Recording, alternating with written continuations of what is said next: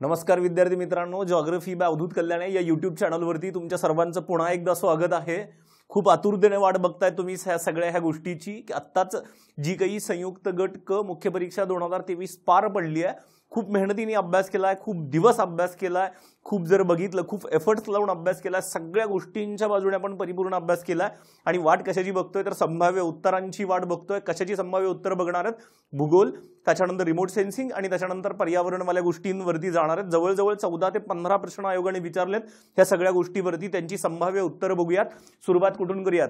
माझ्याकडे paper set ए आला होता, सेट ए आला होता। त्या सेट ए मध्ये 61व्या प्रश्नापासून काय सुरुवात होते तर जिओग्राफीच्या प्रश्नांची सुरुवात होतीये।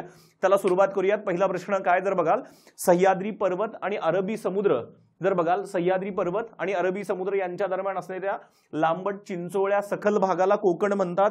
खूप वेळे संभाव्य प्रश्नांमध्ये टेस्ट सिरीज मध्ये आपण हा प्रश्न घेतलाय। स्टेटमेंट काय असेल तर बरोबर असेल, महाराष्ट्राच्या पश्चिमेला व अरबी समुद्राला लागून असणाऱ्या सह्याद्री पर्वताचा प्रस्तरभ्रंश होऊन, बरोबर बरं जर बघितलं आणि होऊन कोण निर्माण झालंय? कोकण किनारपट्टीची निर्मिती झाली आहे। हेही स्टेटमेंट काय असेल तर बघाल तर बरोबर असेल। कोकण किनारपट्टीची दक्षिणोत्तर लांबी 700 किलोमीटर पेक्षा जास्त आहे। बघाल तर किती किलोमीटर आहे? 720 किलोमीटर आहे। कोकण किनारपट्टी विचारलंय, कोकणाची नाही विचारलं, त्याच्यामुळे कन्फ्यूज होऊ नका। किनारपट्टीची लांबी 720 म्हणजे 700 पेक्षा जास्त आहे आणि कोकणाचं भौगोलिक क्षेत्रफळ हे बघाल तर जवळजवळ 30,700 चौरस किलोमीटरच्या रेंजमध्ये आहे, म्हणजे 30,000 पेक्षा जास्त आहे। म्हणजे काय असेल? हेही विधान काय असेल? बरोबर असेल। काय दिसतंय तुम्हाला जर बघितलं तर कोणती विधानं बरोबर आहेत हे विचारलंय। पर्याय क्रमांक काय असायला पाहिजे? पर्याय क्रमांक 4 याचं उत्तर असेल।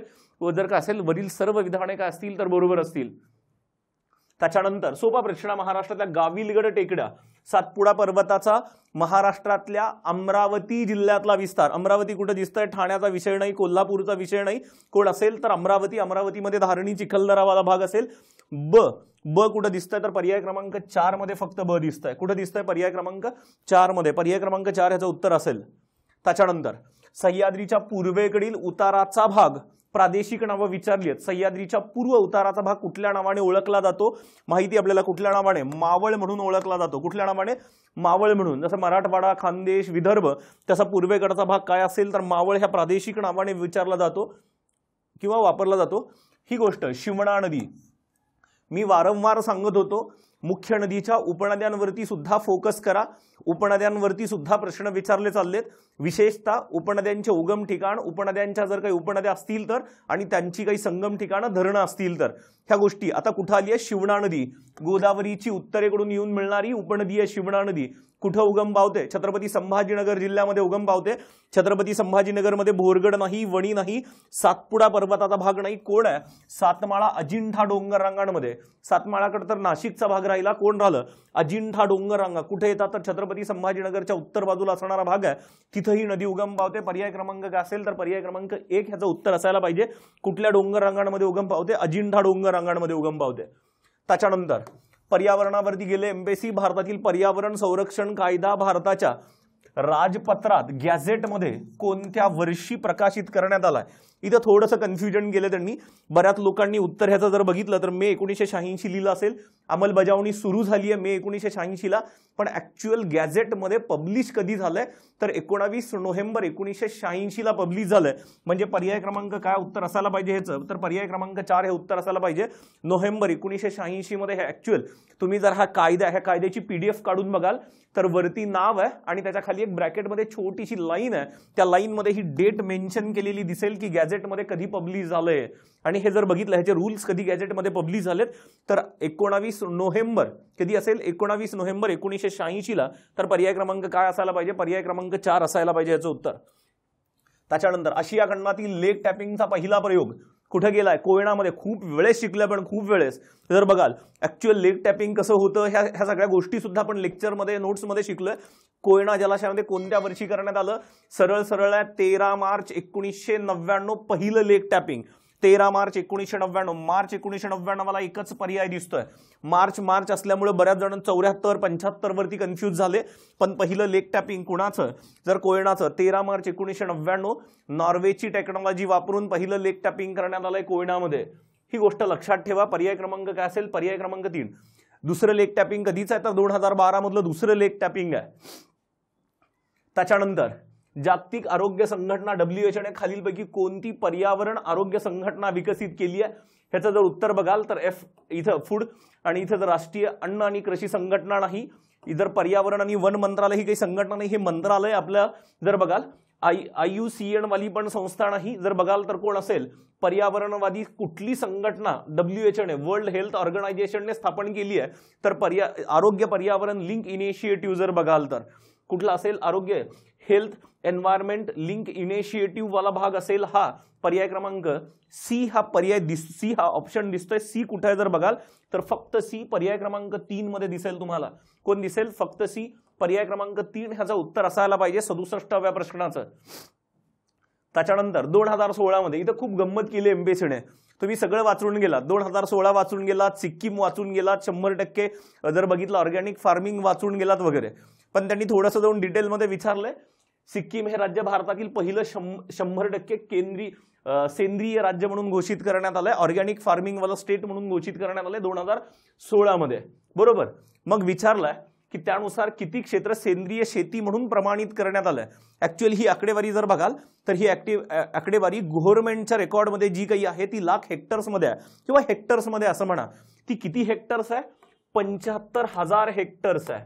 किती हेक्टर्स आहे 75,000 हेक्टर्स। आता ह्या हेक्टर्सला त्यांनी पण पर्याय आपल्याला हेक्टर्स मध्ये नाही एकर्स मध्ये आहेत, ह्याला जर मी गुणिले 2.47 एक्झॅक्टली केलं म्हणजे 2.47 एकर म्हणजे कोण असेल तर 1 हेक्टर, ह्याला जर मी एकर मध्ये कन्वर्ट करायचा प्रश्न केला जर बघितलं तर 1,85,000 एकर येते ह्याचं उत्तर, एक्झॅक्टली गेलो आपण तर, कारण एकर मधली सहसा आकडेवारी इथं दिलेली नाही, आकडेवारी जी काही गव्हर्नमेंटने दिली आहे ती 75,000 हेक्टर इतकी दिली आहे। आता त्या 75,000 हेक्टरला आपल्याला कशामध्ये कन्वर्ट करावं लागेल एकरमध्ये, आणि ही गोष्ट येते 1,85,000 एकर इतकं क्षेत्र ऑर्गॅनिक फार्मिंग म्हणून प्रमाणित करण्यात आलंय सिक्कीम मध्ये, बरोबर। इथे जर बघाल तर किती क्षेत्र प्रमाणित करण्यात आलंय, आता ह्याच्यामध्ये दोन पर्याय येऊ शकतात, एक 1,80,000 आणि इथं बघाल तर 1,90,000, पण मला वाटतंय माझा अंदाज जर बघाल तर इकडे जाईल एमबीसी 1,90,000 वाल्या गोष्टीवरती जाईल जर बघाल तर, किंवा ह्याला जर बघितलं 75,000 एकर गुणिले राऊंड फिगर मध्ये गेलो तर 2.5 मध्ये ते 1,87,000 कडे चाललंय, तर नियर अबाउट 1,90,000 एकर असं उत्तर असायला पाहिजे। ह्या दोन पैकी कुठलं तरी एक उत्तर असेल, पर्याय क्रमांक 1 किंवा पर्याय क्रमांक 4 मध्ये उत्तर असायला पाहिजे, पण माझा अंदाज जर बघाल तर 1,90,000 कडे हे उत्तर जायला पाहिजे। आयोग की आल्यावरती ह्या गोष्टी, पण ह्या दोघांमध्ये एक उत्तर असायला पाहिजे जर ह्या 75,000 हेक्टर नुसार जर गेलो आपण तर, बरोबर। पर्याय क्रमांक 1 किंवा पर्याय क्रमांक 4, पण अंदाज माझा कुठं असेल तर 4 कडे असेल। त्याच्यानंतर थोडासा भारताच्या भूगोलाची प्रश्न संबंधित आहे, हिमालयातून वाहत येणारे जलप्रवाह पायथ्यालगतच्या प्रदेशात, हिमालयाच्या पायथ्यालगत कोणता गाळाचा मैदानी प्रदेश सुरू होतो हे बघण्याची सुद्धा, पुढे वाचण्याची सुद्धा गरज नाही, जर बघाल तर गाळाच्या मैदानी प्रदेशाचे भाबर, तराई, भांगर आणि खादर हे जे काही उत्तरेकडून दक्षिणेकडे 4 प्रकार पडतात। पायथ्यालगत कोण आहे तर पायथ्यालगत जाडे भरडे दगड गोटे वाळू यांचं संचयन असतं आणि असे पंख निर्माण होतात किंवा त्याचा आकार निर्माण होतो। इथं जर बघाल पंख किंवा फॅन्स म्हणतो आपण, अल्युव्हियल फॅन्स असतील किंवा जर बघाल तर आणखी कोणते फॅन्स असतील त्याच्यानुसार कोणते पंख तयार होतात, तर हा कुठला उत्तर असेल तर भाबरवाला उत्तर असेल, भाबर। ह्याला काय म्हणतो आपण, हिमालयाच्या शिवालिक डोंगररांगांच्या पायथ्याशी जाड्या भरड्या दगडगोट्यांचं संचयन असणारा प्रदेश म्हणजे कोण असेल तर भाबर। पर्याय क्रमांक काय असायला पाहिजे, पर्याय क्रमांक 2 ह्याचं उत्तर असायला पाहिजे प्रश्न क्रमांक 69 सेट ए नुसार। हा प्रश्न थोडासा जास्त डिटेलमध्ये जाऊन विचारला त्यांनी।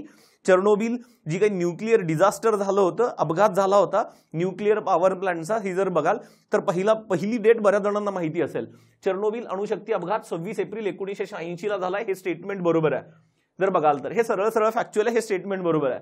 आता इथं जर बघाल हे बी स्टेटमेंट बऱ्याच जणांना कन्फ्यूज करणार असेल, आणि हे जर बघाल तर ह्या चर्नोबिल वाला भाग जर बघाल युक्रेन त्यावेळेस जे काही सोव्हिएत रशिया होता त्याचा पार्ट, ह्याचा परिणाम कुठं कुठं झालाय, ह्याचा परिणाम युकेच्या भागावरती झालाय।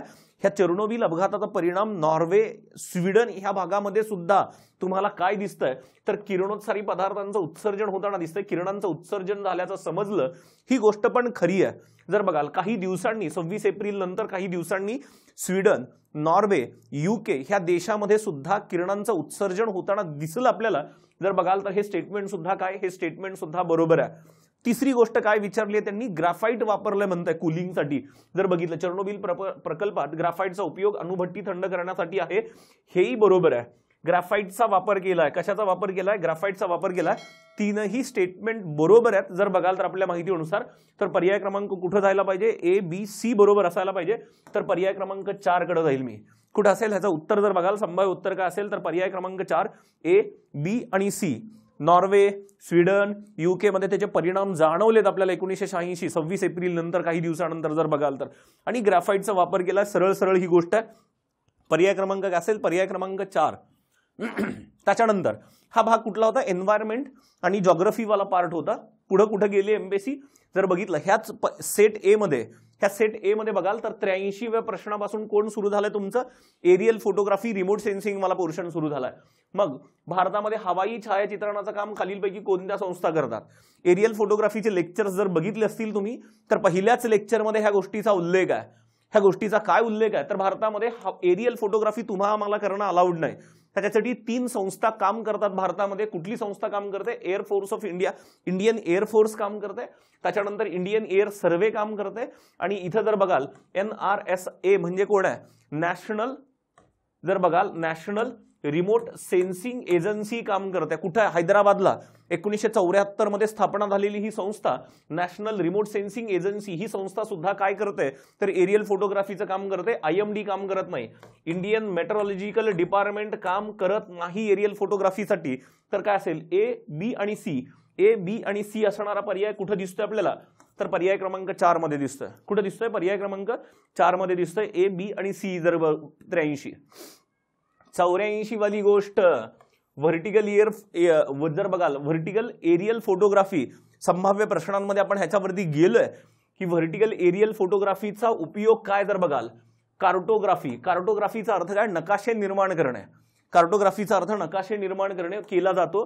त्याचा उपयोग पुढील कार्यासाठी होतो. इथं जर बघाल तर फोटोग्रामेट्रिक सर्वेक्षणसाठी तुम्हाला व्हर्टिकल एरियल फोटोग्राफीचा वापर केला जातो. त्याच्यानंतर जर बघाल तर चित्रपट निर्मितीसाठी नाही, नकाशे निर्माण करण्यासाठी, स्थलकृती, एखाद्या भूभागाचे नकाशे, टोपोग्राफिकल मॅप निर्माण करण्यासाठी, पॉवर लाईन तपासणीसाठी नाही. तर वापर काय, ए आणि सी. ए आणि सी पर्याय कुठे दिसतोय आपल्याला जर बघाल तर ए आणि सी पर्याय आपल्याला इथं दिसतोय, ह्या भागामध्ये दिसतोय. पर्याय क्रमांक 4 वरती दिसतोय की व्हर्टिकल एरियल फोटोग्राफी. आपल्याला माहिती आहे जर कॅमेऱ्याचा ऍक्सिस 90 डिग्री किंवा ±3 डिग्री मध्ये टिल्ट असेल तर, पृष्ठभागासोबत 90 डिग्री किंवा ±3 डिग्री मध्ये टिल्ट असेल तर व्हर्टिकल एरियल फोटोग्राफी त्याला म्हणतो आपण. आणि ती कशासाठी वापरली जाते तर प्रामुख्याने नकाशे निर्माण करण्यासाठी आणि फोटोग्रामेट्रिक सर्वेक्षण करण्यासाठी.